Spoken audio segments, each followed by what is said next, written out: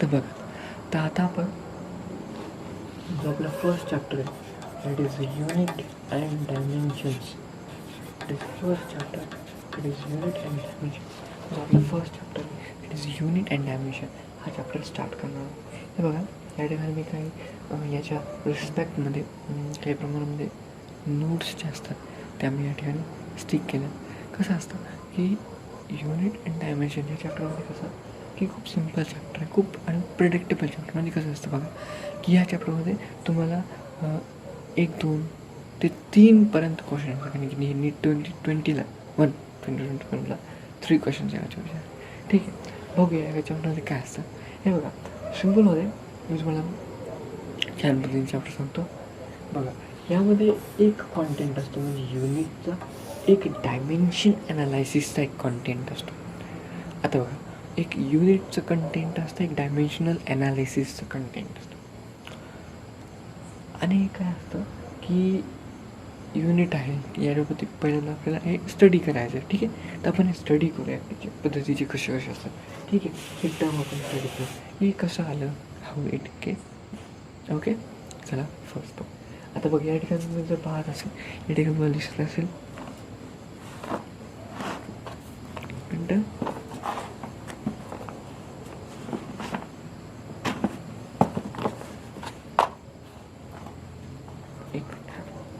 बघा, या ठिकाणी जर तुम्ही पाहिलं तर this is become the physical quantity. ही कोणती क्वांटिटी? पहिला जो टर्म आहे आपला that first term is called the physical quantity. बघा, फिजिकल क्वांटिटी म्हणजे काय असतं बघा, समजून सांगतो. हे बघा, पहिल्यांदा आपण यामध्ये स्टडी करणार फिजिकल क्वांटिटी.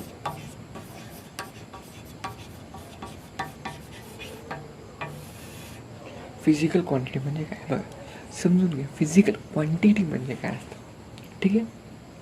तर बघा, आता हे बघा कसं असतं माहिती आहे का की क्वांटिटी म्हणजे टर्म आहे आणि फिजिकल टर्म, फिजिकल याचा अर्थ ती टर्म फिजिक्सचे लॉ डिफाईन करते. That quantity is called the physical quantity. म्हणजे बघा, नावातच आहे the quantity which define the laws of physics that is called the quantity. बघा, इथे लिहिले by mean of which the laws of physics are described or determined. म्हणजे ह्या quantity असतात. आता फॉर एक्झाम्पल कसं, आता फॉर एक्झाम्पल तुम्ही चॅप्टर पाहा न्यूटन्स लॉज ऑफ मोशन. आता फॉर एक्झाम्पल न्यूटनचा लॉ आहे मोशनचा, म्हणजे त्यामध्ये एखादा ऑब्जेक्ट मोशन करतो. मग मोशन करतो म्हणजे काय, तो वेलॉसिटीने ट्रॅव्हल करतो. म्हणजे याचा अर्थ फिजिकल क्वांटिटी कोणती झाली, वेलॉसिटी झाली. वेलॉसिटी एक फिजिकल क्वांटिटी झाली. त्यासोबतच त्या बॉडीला ॲक्सेलरेशन असेल, so it become accelerated in motion. तर ती क्वांटिटी ॲक्सेलरेशन जर दाखवते, ॲक्सेलरेशन पण दाखवून. म्हणजे बघा, velocity, acceleration are the physical quantity. का? कारण की ही टर्म फिजिक्सचे लॉ डिफाईन करते. That is called physical quantity. त्यामध्ये मग न्यूटन लॉज ऑफ मोशनमध्ये आपण चॅप्टरमध्ये पाहणार की वेलॉसिटी आहे, ॲक्सेलरेशन आहे, जे डिफाईन करतं. That is called Newton. Okay, एक टर्म. ठीक आहे. आता कसं माहिती आहे का, या चॅप्टर आपण मॅक्झिमम पद्धतीने MCQची खूप प्रॅक्टिस करणार. ठीक आहे, त्यामध्ये मॅक्झिमम पद्धतीने MCQ खूप जास्त आपण यामध्ये काय प्रॅक्टिस करणार आहोत. यासाठी आपल्याला तुम्हाला कॉन्सेप्ट खूप इम्पॉर्टंट आहे, फॉर्म्युलेज. पण याच्यामध्ये कसं कॉन्सेप्ट मी यात्रेवाले आणि यामध्ये मग आपण MCQ सॉल्व करू. ठीक आहे, बघा आता नेक्स्ट आपण जी टर्म पाहणार दॅट इज युनिट. युनिटमध्ये कसं असतं माहिती का, युनिट कसं असतं की युनिट म्हणजे काय की बघा, या ठिकाणी मी तुम्हाला दाखवतो युनिट म्हणजे काय.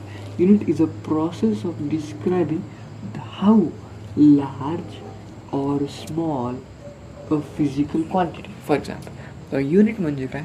आता बघा, एखादं युनिट म्हणजे काय असतं. फॉर एक्झाम्पल समजा बघा, एक वजन आहे, वजन, वेट म्हणजे वजन. आता बघा, वेट जे असतं ते वेट मोजण्याचे खूप सारे डिफरंट काय आहेत युनिट्स आहेत. फॉर एक्झाम्पल वेट हे किलोग्राममध्ये पण मोजता येतं. For example 50 kilogram, 60 kilogram, 70 kilogram, 80 kilogram. That is called the weight of a person. किलोग्राममध्ये मोजलं जातं. त्याच्यानंतर आपण वेट ग्रॅममध्ये पण मोजतो. ग्रॅममध्ये काय मोजतो, फॉर एक्झाम्पल ग्राममध्ये कमी क्वांटिटीचा वेट असेल तर ग्राममध्ये मोजला जातो. त्याचबरोबर समजा मिलीग्राम असतो. मिलीग्राम तर ही खूप कमी क्वांटिटी माहिती का तुम्हाला. मिलीग्राममध्ये 10⁻³ ग्रॅम्स. कारण की 1 मिलीमध्ये 10⁻³ ना, म्हणून 10⁻³ ग्रॅम. म्हणजे बघा, ह्या ग्रामच्या divide by 1000 times, that is quarter gram. म्हणजे ही खूप कशी झाली, खूप स्मॉल क्वांटिटी. म्हणजे असं बघा, एकच क्वांटिटी एकच आहे, कोणतीही वेट, वजन एकच क्वांटिटी, पण त्याला मोजायची युनिट किती, 1 किलोग्राममध्ये मोजाले, 1 ग्रॅममध्ये मोजाले, 1 मिलीग्राममध्ये मोजाले. म्हणजे मोजण्याची युनिट डिफरंट आहे. याचा अर्थ मोठा हा, लहान हा, आणखीन लहान, खूप सारी युनिट लहानच आहे, पण मोठा हा, लहान हा, म्हणजे एकच क्वांटिटीला आपण मेजर करायसाठी डिफरंट कॅटेगरी वापरतो, कळलं का? आणि त्याला आपण युनिट असं म्हणतो. म्हणजे बघा, फॉर एक्झाम्पल किलोग्राम, जेव्हा जास्त समजा, फॉर एक्झाम्पल खूप सारा जास्त, समजा आता फॉर एक्झाम्पल गाडी, आता गाडीचं वजन किलोग्राममध्ये कमी प्रमाणात मोजतात, टनमध्ये मोजतात, टन. म्हणजे फॉर एक्झाम्पल कारचं वजन फॉर एक्झाम्पल 1300 टन असतं. म्हणजे काही ट्रकचं वजन 1300 टन. टन म्हणजे 10⁻³ kg. म्हणजे याच्यात 10⁻³ टाइम्स, म्हणजे किती जास्त वजन झालं. म्हणजे ही खूप जास्त, म्हणजे असेच खूप जास्त वाढणार आहे कायसाठी, ह्या क्वांटिटीत. म्हणजे बघा, हे युनिट आहे, ही टन युनिट आहे, के जी युनिट आहे, ग्रॅम युनिट आहे, मिलीग्राम युनिट आहे. म्हणजे हे सगळे युनिट आहे, पण मोजायला फक्त एकाच क्वांटिटीला, दॅट इज वेट. सिमिलरली मला हे असं. आता फॉर एक्झाम्पल आणखीन आपण समजा घेऊ, फॉर एक्झाम्पल टेम्परेचर. आता तापमान. आता मला सांगा, टेम्परेचर हे जी युनिट, टेम्परेचर ही जी क्वांटिटी आहे. आता फॉर एक्झाम्पल आपण आता बघा, आता हे जे वातावरण आहे, हे थंडी खूप आहे, थंडी वाजायली, तर हे जे टेम्परेचर आहे, हे जे तापमान आहे, हे आपण मोजतो, ठीक आहे का? कारण की टेम्परेचर आहे एन्व्हायरमेंटमध्ये. आता फॉर एक्झाम्पल एन्व्हायरमेंट, टेम्परेचर. आता बघा, समजा जे एन्व्हायरमेंट आहे, आता मी गच्ची बसलो आहे, तर मला खूप थंडी वाजली, रात्रीची पुन्हा 1-1:30 झाला आहे, त्यामुळे काय झालं, वातावरण टेम्परेचरचं काय झालं, वाढ झाली, वातावरण टेम्परेचर वाढलं. आणि टेम्परेचर आपण कशात मोजतो, सेल्सिअसमध्ये मोजतो. कशात मोजतो, सेल्सिअस. मानतो मी की युनिट, हे बघा, आपण आता फॉर एक्झाम्पल, आता आपल्या बॉडीचं temperature normally at a body temperature 28 degree Celsius, 27 degree एवढं नसतं, एवढं रूम टेम्परेचर असतं. I am sorry, room temperature, ठीक आहे असतं. आता बघा, टेम्परेचर मोजण्यासाठी सेल्सिअस पण आहे, त्याच्यासोबत त्याला मोजण्यासाठी कॅल्विन पण आहे, आणि त्याच्यासोबत त्याला मोजण्यासाठी फॅरनहाईट पण आहे. फॅरनहाईट म्हणजे बघा, क्वांटिटी तर एकच आहे ना, काय, टेम्परेचर, एकच टर्म आहे टेम्परेचर, पण तिला मोजायसाठी किती सारे डिफरंट युनिट्स आहेत. एक त्याला कॅल्विनमध्ये मोजतो, एक त्याला सेल्सिअसमध्ये मोजतो, त्याला फॅरनहाईटमध्ये मोजता येईल. म्हणजे एकच टर्म आहे, एकच क्वांटिटी, पण that can be measured in different units. म्हणजे एक सेल्सिअसमध्ये पण असतो, Fahrenheit, okay, different units, okay. हे एक इम्पॉर्टंट असतं. आता फॉर एक्झाम्पल एक एक्झाम्पल घेतो, बघा, एक आहे, मी एक पर्सन, ठीक आहे, हे बघा, आता मी काय करतो, तुम्हाला 2 पर्सन सांगतो. बघा, हा एक पर्सन आहे, हा एक पर्सन. समजा याचं नाव आपण घेऊया चंगू, आणि याचं नाव घेऊया मांगो, याचं नाव काय घेऊया मंगो. आता फॉर एक्झाम्पल चंगू आहे आणि मंगो आहे. चंगू म्हणायला मी खूप रिच आहे, rich is very rich, okay. हा रिच आहे, रिच म्हणजे अमीर आहे. असं म्हणायला की माझ्याकडं 1 रुपया आहे, किती आहे, 1 रुपी याच्याकडे. मी म्हणाले मी 1 रुपयानं अमीर आहे, 1 रुपीज. आणि हा मंगू म्हणतो माझ्याकडे 100 म्हटलं की आपल्याला ना, ओ याच्याकडे 100 आहेत. आणि लगेच असं मंगूनं पुढे पैसे म्हटलं की तर मंगू हसायला लागला. कारण की का हसायला लागला सांगा बरं. कारण की मला सांगा, हे 1 आहे, हे 100 आहे, 100 1पेक्षा जास्त आहे, तरी पैसे मग याच्याकडे मंगूकडे जास्त व्हायला पाहिजे ना. पण तरी मंगू हसायला, कारण की म्हणजे याचा अर्थ शंभूकडे जास्त पैसे झाले का, युनिट डिफरंट आहे ना, का युनिट डिफरंट आहे, काय युनिट डिफरंट. आता युनिटचा फरक काय असं सांगा. 100 पैसे म्हणजे 1 रुपयात असतो, म्हणजे याच्याकडे पण किती आले, 1 रुपयाचा. म्हणजे याचा अर्थ चंगूकडे जेवढे पैसे तेवढेच मंगूकडे, फक्त युनिटचा खेळ आहे की नाही. याच्याकडे रुपयामध्ये, याच्याकडे पैशामध्ये, पण सारखंच क्वांटिटी, सेम तसंच. म्हणजे बघा, इथं जर तुम्ही बघितलं, याची जी न्यूमरिकल व्हॅल्यू, ही जी व्हॅल्यू आहे, ही व्हॅल्यू काय, ही यापेक्षा जास्त आहे ना, पण याच्या युनिटमुळे हे इक्वल झालं. म्हणजे युनिट खूप इम्पॉर्टंट आहे, कळलं का. म्हणजे न्यूमरिकल व्हॅल्यू आणि युनिट मिळून एक क्वांटिटी झाली, कळलं का तुम्हाला. हे एक न्यूमरिकल व्हॅल्यू फॉर एक्झाम्पल 100 आहे, इथं युनिट पैसा, इथं तसंच, इथं एक न्यूमरिकल व्हॅल्यू 1 आहे, इथं युनिट आहे रुपया. म्हणजे क्वांटिटी एक प्रकार झाली कोणती, ही रुपया, 1 रुपया, हे झालं 100 पैसे. 100 पैसे म्हणजे 100 पैसे म्हणजे काय, क्वांटिटी आहे. काय, numerical value and unit, right. Numerical value and unit becomes a quantity. का क्वांटिटी झाली, कारण हे क्वांटिटी झाली. तसंच 1 रुपया, 1 न्यूमरिकल व्हॅल्यू आणि रुपया काय, unit. It becomes a quantity.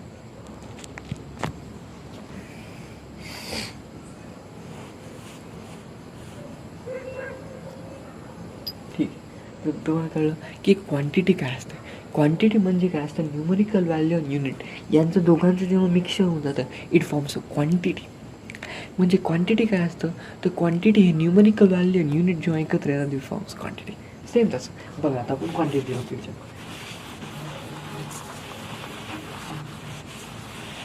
आता बघा, फॉर एक्झाम्पल आता मी काय म्हणलो, क्वांटिटी कशी तयार होते. आता मी म्हणलो फॉर एक्झाम्पल क्वांटिटी म्हणजे काय असतं, 100 पैसे, 100 किलोग्राम. आता 100 किलोग्राम कसं तयार झालं, 100 ही न्यूमरिकल व्हॅल्यू आणि किलोग्राम ही युनिट, राईट ना.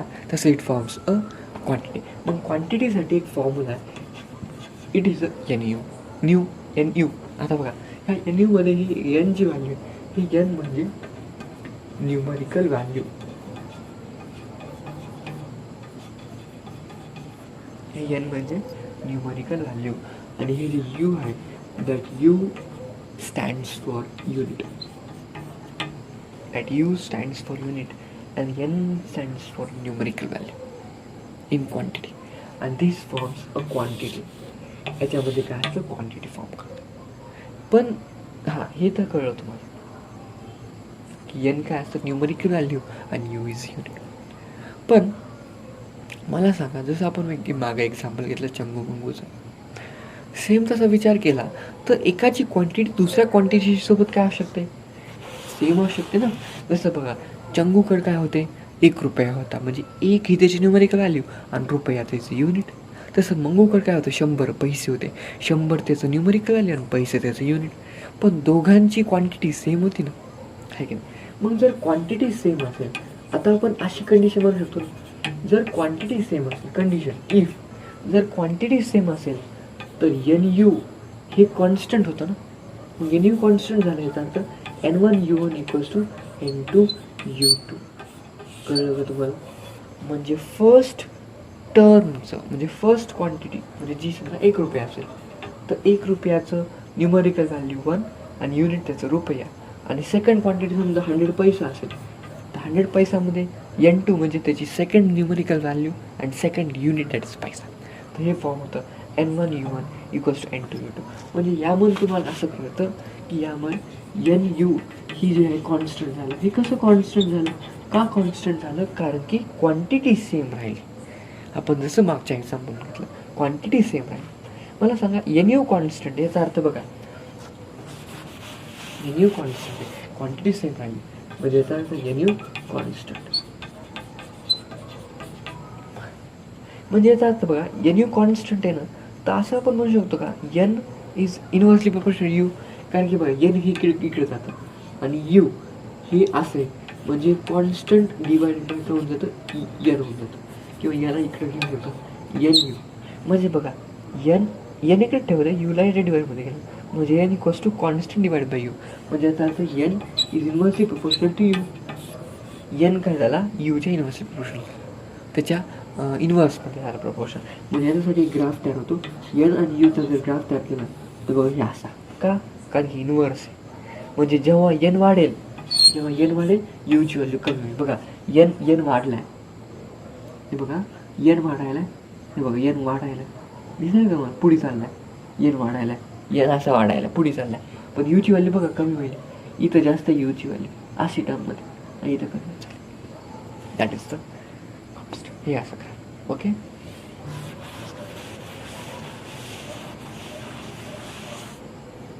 याचा ग्राफ.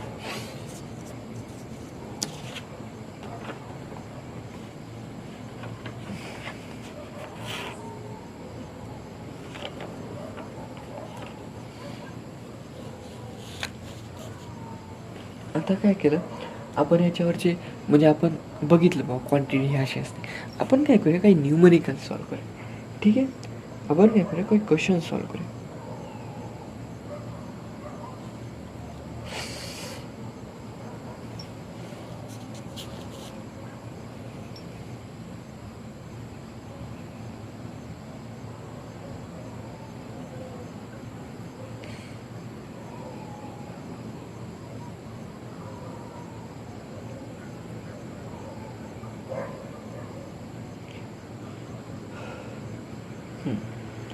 बघा एक क्वेश्चन आहे.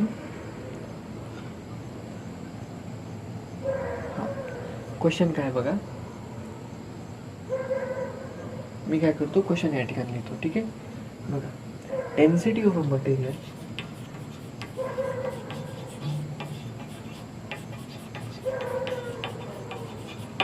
density of a material in CGS system of unit is 4 gram per centimeter cube. 4 gram per centimeter cube. Density is unit असतं, कारण की density is nothing but mass per unit volume ना, पण gram per centimeter cube. In a system of unit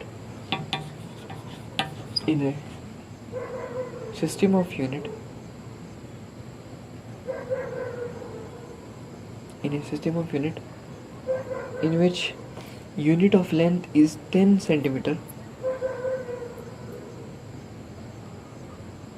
unit of length बघा आता,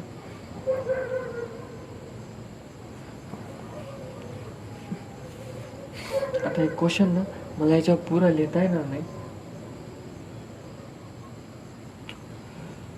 मला लिहून दाखवते. ठीक आहे, तर in a system of unit in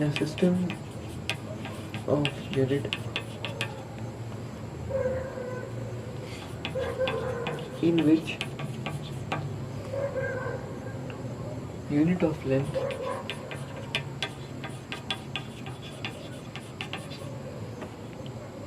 is,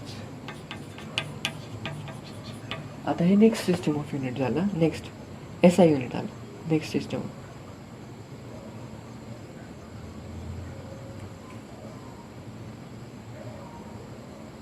10 centimeter and unit of mass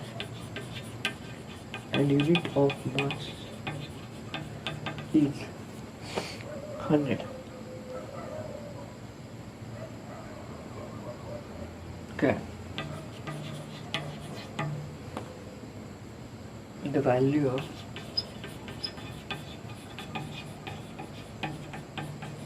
density of material. हा एक क्वेश्चन. ठीक आहे, बघा. तर हा क्वेश्चन आहे, तुम्ही लिहून घेतला असेल किंवा याचा स्क्रीनशॉट काढून घेतला तरी चालतं. ठीक आहे, बघा आपण सॉल्व करू.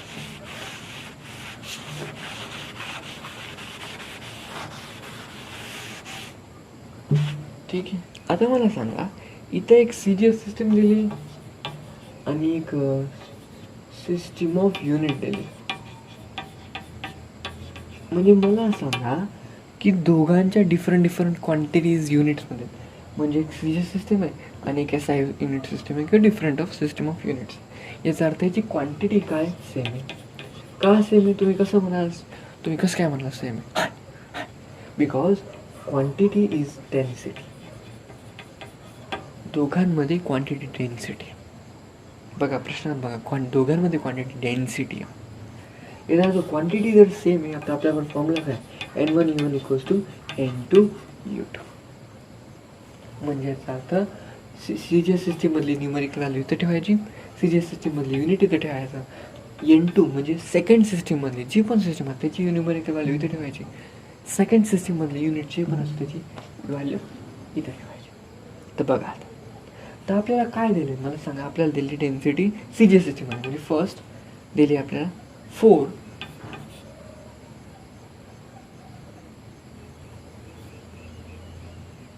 काय झालं, न्यूमरिकल व्हॅल्यू झालं 4 ग्रॅम पर सेंटीमीटर क्यूब. हे काय झालं, युनिट झालं. कळलं? ना आपल्याला काय काढायचं, आपल्याकडे डेन्सिटी ऑफ मटेरियल म्हणजे आपल्याला हे काढायचं N2 न्यूमरिकल व्हॅल्यू काढायची.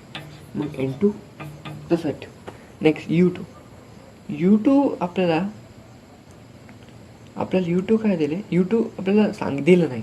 इथं काय म्हणलं, युनिट ऑफ लेंथ 10 सेंटीमीटर आहे आणि युनिट ऑफ मास 100 ग्रॅम आहे. म्हणजे याचा अर्थ विचार करा की इथं जर 1 ग्राम होतं, इथं नुसतं ग्राम युनिट होतं, तर इथं मासचं युनिट 100 ग्राम आहे. किती? 100 ग्राम. कळलं का काय म्हटलो मी? समजून घ्या. इथं मासचं युनिट ग्राम होतं हे आपल्या CG सिस्टीममध्ये, पण जे सेकंड सिस्टीम दिले त्यामध्ये मास युनिट 100 ग्रॅम आहे. दिले तेच घेतलं. तुम्ही म्हणाल कसं काय? प्रश्नात दिले, प्रश्न आहे तसा. ठीक आहे. आता बघा, हे सेंटीमीटर क्यूब आहे, याचा अर्थ मीटरचा क्यूब आहे. आता इथे सांगितलं लेन्स 10 सेंटीमीटर, म्हणजे इथं 10 सेंटीमीटरचा क्यूब घ्यावा लागेल. समजून घ्या, 10 सेंटीमीटरचा क्यूब. आता तुम्ही मला कसं काय, कारण की इथं 1 सेंटीमीटर नाही ना, सेंटीमीटरचा क्यूब म्हणजे centimetre into centimetre into centimetre. ठीक आहे. आणि ह्या सिस्टीममध्ये लेन्सचं युनिट सेंटीमीटर आहे, तर ह्या सिस्टीममध्ये लेन्सचं युनिट 10 सेंटीमीटर आहे. ओके, करूया मग सॉल्व. इथं काय राहिलं, इथं 4 gram per centimetre cube equals to N2 into हे 100 तसंच हे ग्राम. बघा, 10चा 3 घात 1000 सेंटीमीटर. मला सांगा, सगळं कटून जाईल का? ग्रॅम कटलं, सेंटीमीटर क्यूब कटलं. हे बघा, हे 2 शून्य कटले. काय इथं बघा, इथं 10 राहिलं, हे 10 इकडे नाही ना, याच्या गुणाकार होईल आहे की नाही. मग राहिलंच काय, मग राहिलं इकडे N2 राहिलं आणि 10 इकडे आले, तर 4 × 10 म्हणजे 40. ही याची numerical value. Option number C. Okay, अशा पद्धतीने क्वेश्चन सॉल्व करा. कळलं का तुम्हाला?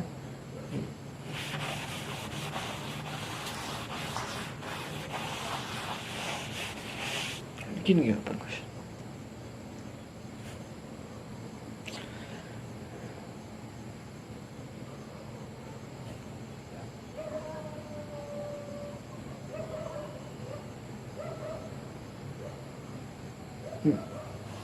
आणखीन घे तुम्ही 2 मिनटं.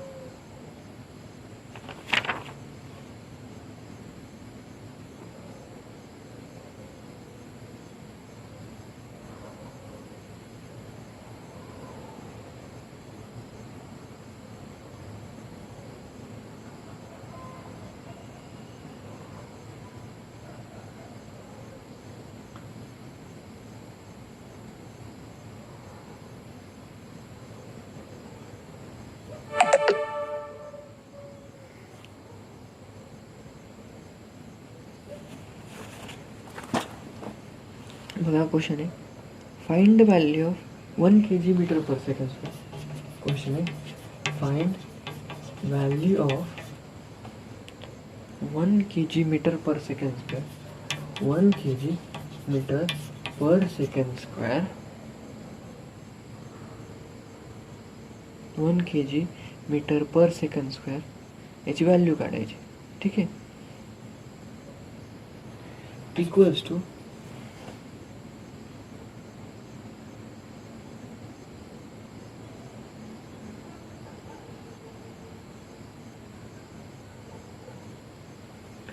एक न्यूटन इन CGS सिस्टम.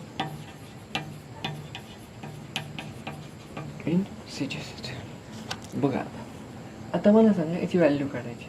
आता मला सांगा इथं एक सिस्टीम दिली, इथं एक सिस्टीम दिली आणि इथं एक सिस्टीम दिली आणि सांगितले दोन्ही इक्वल आहे. समजून घ्या इथं न्यूटन आहे. न्यूटन कशाचं युनिट आहे? फोर्सचं युनिट आहे. आणि हे जे दिले ना kilogram metre per second square हे सुद्धा फोर्स आहे. म्हणजे याच्यावरून तुम्हाला कळलं क्वांटिटी सेम आहे. जर क्वांटिटी सेम आहे तर आपल्याला फॉर्म्युला काय? N1 equals to N2 U2.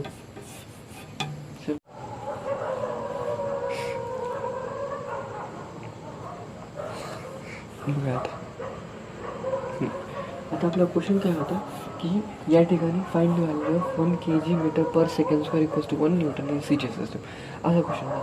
तर या ठिकाणी तुम्हाला कळेल की दोन्ही फोर्सचे युनिट आहे. हा पण फोर्सचे युनिट आहे, हा पण फोर्सचे युनिट आहे. तर फोर्स युनिट आता क्वांटिटी सेम आहे. जर क्वांटिटी सेम आहे so we have formula N1 equals to N2 U2. Simple value ठेवून द्या, पुट करून ठेवा व्हॅल्यू. बघा फर्स्ट क्वांटिटीची न्यूमरिकल व्हॅल्यू 1 आहे इंटू त्याचं युनिट काय kilogram metre per second into ही व्हॅल्यू काढायची N2 काढायची इंटू U2 युनिट दिले न्यूटन आहे युनिट. पण ह्या न्यूटनला तुम्ही CGS आणि MKSमध्ये मला लिहून दाखवा काय आहे CGSमध्ये. हे बघा CG सिस्टीममध्ये सेंटीमीटर ग्रॅम आणि सेकंड असतं.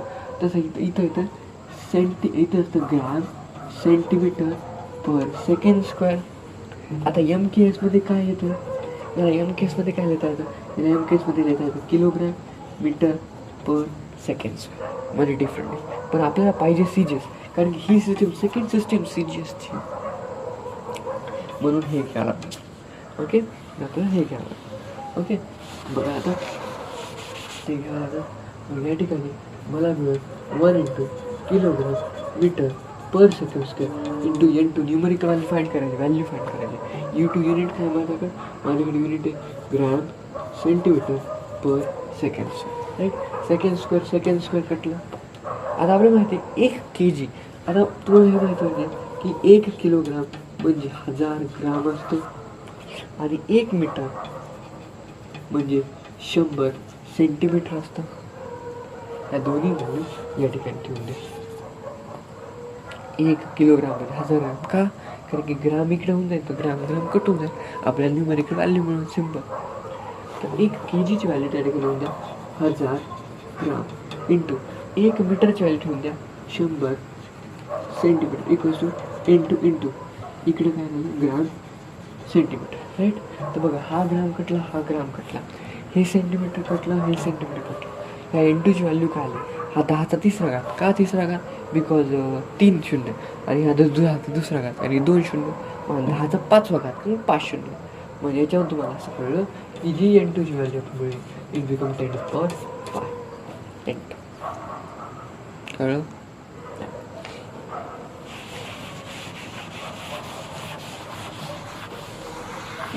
ओके. आणखीन एक क्वेश्चन घे तसंच.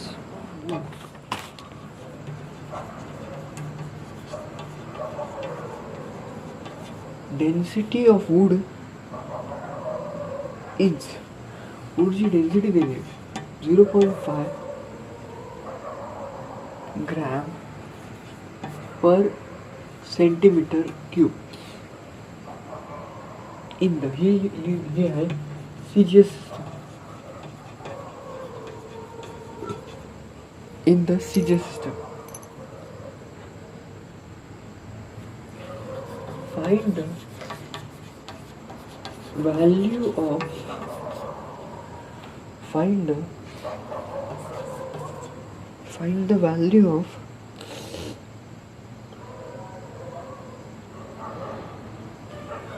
density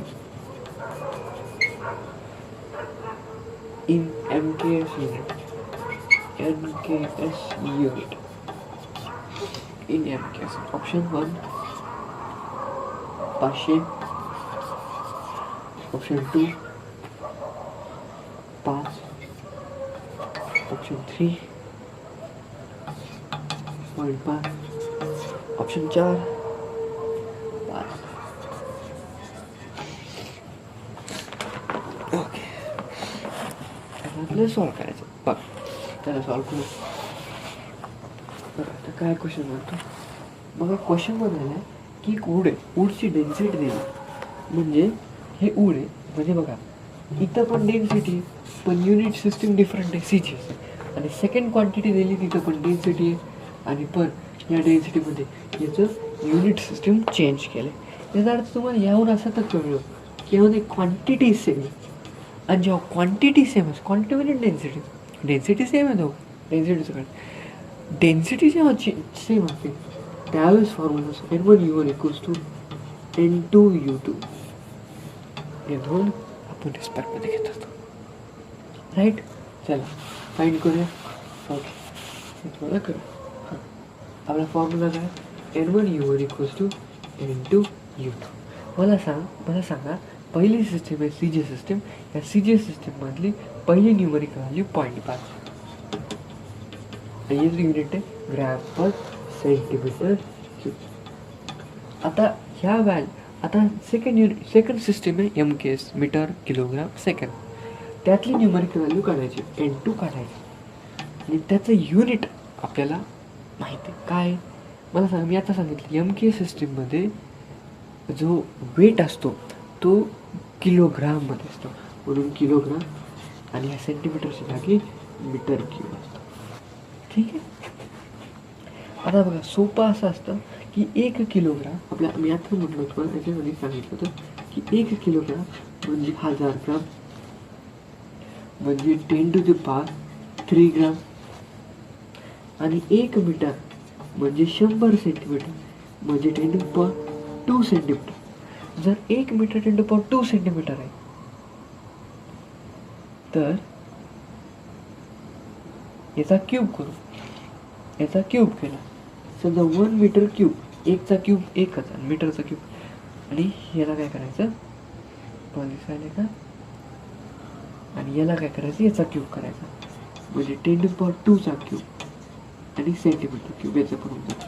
हे 10⁻6 येऊन जाईल, काय काय 10⁻6 येऊन. ओके, ठीक आहे. म्हणून टाकतो इथं लिहायचं, ठीक आहे. N1 U1 = N2 U2. Okay, ठीक आहे. तर आता यामध्ये आपण आता प्रश्नात दिले की 0.5 ग्रॅम पर सेंटीमीटर क्यूब. N2ची व्हॅल्यू काढायची, U2 आपल्याला किलोग्राम पर मीटर क्यूब, कारण की सेकंड सिस्टीम MKS होती. आत्ताच मी म्हणलो होतो 1 किलोग्राम म्हणजे 10⁻³ ग्रॅम. ठीक आहे. मग मी हे इथं लिहिणार 0.5 ग्रॅम पर सेंटीमीटर क्यूब. N2ची व्हॅल्यू काढायची, आणि 1 किलोग्राम म्हणजे 10⁻³ ग्रॅम, आणि 1 मीटर म्हणजे 10⁻² सेंटीमीटर म्हणजे 100 सेंटीमीटर. तर त्याचा क्यूब कर, 10⁻6 सेंटीमीटर, 10⁻6 सेंटीमीटर क्यूब. आता जर तू बघितलं, हा सेंटीमीटर क्यूब कटला, ग्रॅम कटला. ओके, आणि वरी 10⁻³ आहे, खाली 10⁻6 आहे. हे जर कटलं तर इथं बघ, इथं 1000 आहे, इथं 1000 आणि आणखीन 3, म्हणजे 3 आणि 3 6 शून्य, यातले 3 शून्य आणि यातले 3 शून्य कटले. मग यातले जर 3 शून्य, इथले 3 पुन्हा काटायचं आहे, तर इथं 6 शून्य, मग इथं पण किती राहणार, 3 शून्य. मग इथं 0.5 = इथं N2 राहिलं, इंटू इथं 1 राहिलं, कारण काहीच नाही, इथं 3 शून्य म्हणजे 1000 राहिलं, हे 1000 इकडे जाणार गुणाकार, म्हणजे 0.5 गुणिले 1000 = N2. मग याचा गुणाकार केला तर 3 शून्य देऊन टाकायचं, 1 शून्यने पॉईंट कटते, राईट. मग इथं राहिलं 5 गुणिले 100 बरोबर N2, आणि 500. N2ची व्हॅल्यू आली 500, म्हणजे N2ची व्हॅल्यू 500. म्हणजे आपला ऑप्शन नंबर काय होतं, first, option number A, right. Option number first. Okay, अशा पद्धतीनं त्याला solve.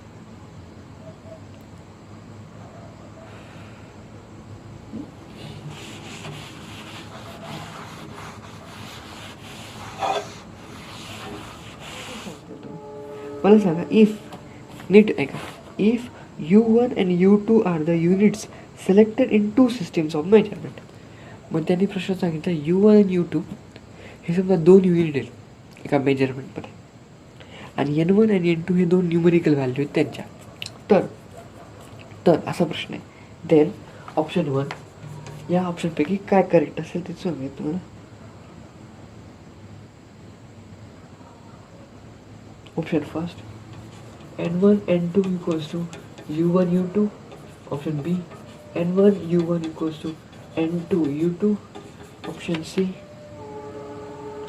n1 u1 plus n2 u2 equals to 0. Option D, n1 plus u1 equals to n2 plus u2. यापैकी काय सिंपल तुम्ही बघा काय असेल option number B n1 u1 equals to n2 u2. Right.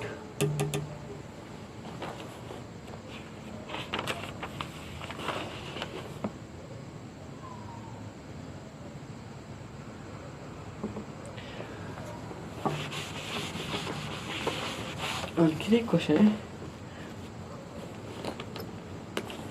जे तुम्ही तोंडी सांगा. Simple. A physical quantity, I can read. A physical quantity is measured and its value, एक फिजिकल क्वांटिटी जी मेजर केली आणि असं सांगितलं की तिची जी व्हॅल्यू आहे is found to be N U आणि त्याची जी व्हॅल्यू ती एन यू सापडली. Where N is numerical value आणि U is unit. Then which of the following relation is true.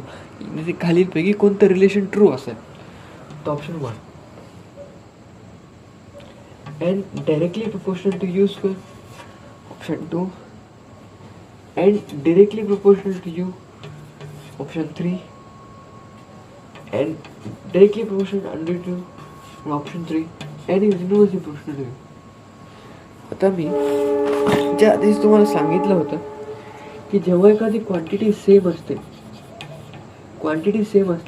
तर एन यूची व्हॅल्यू कॉन्स्टंट ठरते. राईट ना. जेव्हा एन यूची व्हॅल्यू कॉन्स्टंट असते तेव्हा आपण n1 u1 equals to n2 u2 आपण घेतो.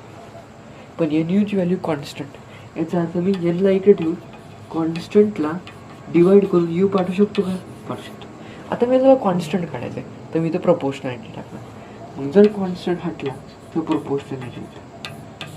मग हे कोणत्या ऑप्शन मॅच करते. ऑप्शन 4. राईट. ओके.